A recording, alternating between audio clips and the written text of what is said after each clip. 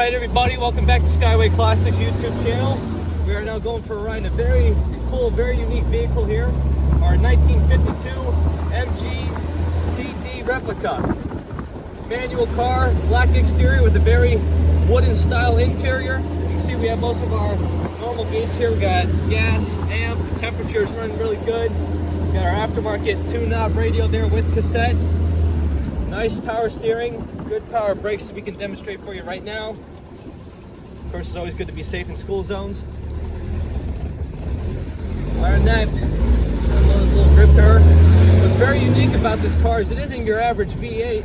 However, it's a little, I believe, a Pinto 4-cylinder, which makes this car very unique, very good on gas. And definitely want to grab a lot of attention. You can still talk to your passenger here.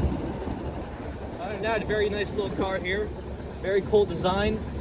Of course, even with this small car, it does have amazing leg room, which is something that's hard to find, especially in newer vehicles. Anyway, now we're going to get her up on the lift. Please stay tuned to see you underneath.